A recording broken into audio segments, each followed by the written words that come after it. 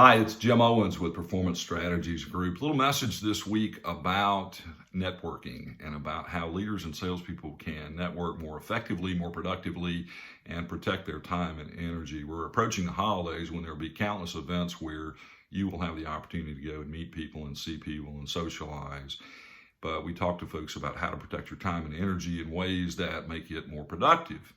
And it may seem a little bit mercenary in some regard, but when you approach the networking process with two things in mind, one is identifying who you can help, who really can be you can be of use to, and how you can help them.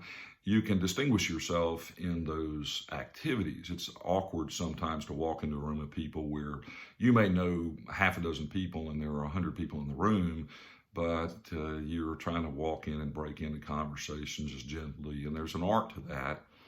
And sometimes I'm effective at it and sometimes I'm not. One of the things that I try very carefully to do is to invite people into groups where I am talking, and that will distinguish you as someone who's warm and welcoming, particularly if it's someone you don't know, or if it's someone you would like to take an effort to introduce someone to.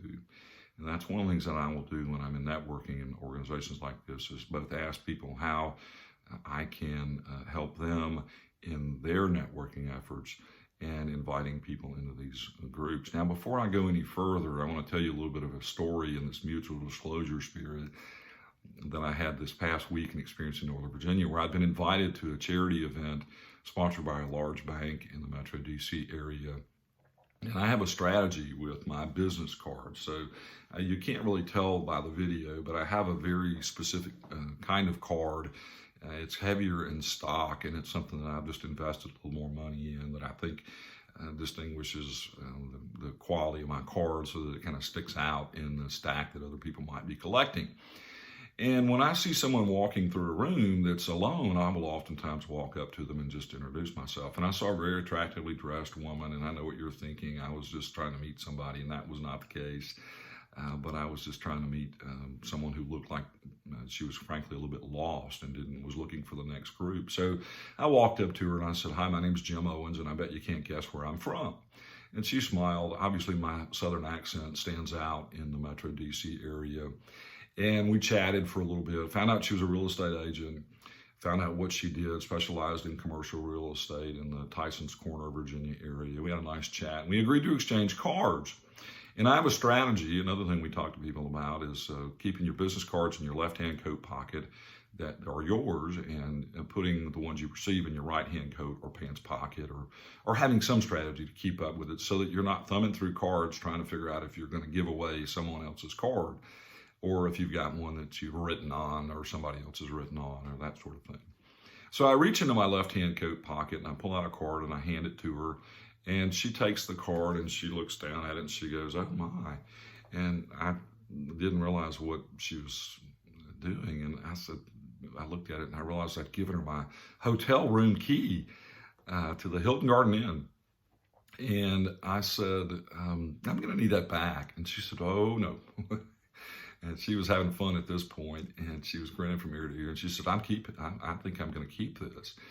And obviously, I'm telling the story. I felt so awkward at the moment. I was probably red in the face, and I said, "I don't think that's a good idea." And her response was, "Look, life's short, and I you just never know." And the interesting part about this is I find out she's 83 years old.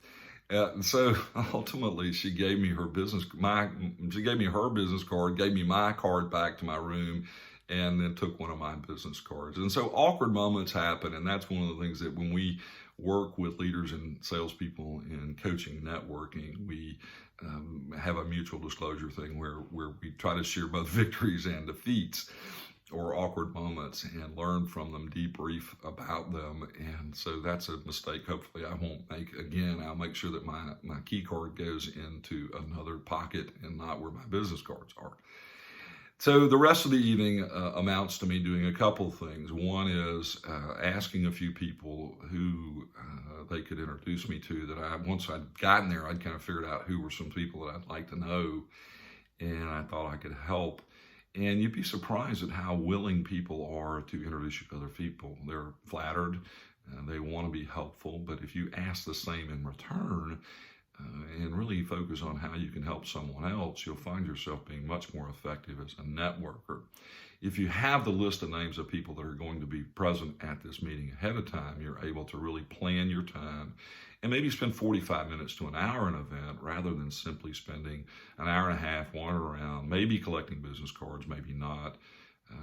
It seems a little awkward sometimes to just ask for a card. Normally what I do is I'd say, I'd love to get your business card because maybe I can help you and refer you to other people. And at that point, people are really willing to give you theirs as well as they want to ask for yours. And then that evening, usually, or certainly the next morning, I want to follow up with an email and sometimes with a handwritten note to really separate and distinguish myself from the experience and solidify both that person's name in my head, a picture of them in my head, as well as have them hopefully remember who I am and what we do. So with that said, just a few tips about how to network and how to get around a room without seeming too mercenary or feeling too awkward. If you'd like to know more about that, you can find us on the web at psghsv.com. We think in the next 10 days we'll roll out our new website, which we're really excited about. It'll have some downloads. We're in the final phase. I met with a guy one last time this week that's helped us with it. And you can also find us on Facebook. You can find us on Instagram and on LinkedIn. You'll also notice if you go to WordPress, if you go to our website, you look at our blog, one of our recent posts about how to build your own user's manual with your teams and how effective that can be in helping you with communication and motivation. You'll find that in our blog, which was recently picked up by the Georgia Bankers Association. We were really grateful for them picking that up and publishing that in their e-newsletter just last night. So I look forward to talking to you again soon. I hope you have a great day. I'm Jim Owens with Performance Strategies Group. Talk later.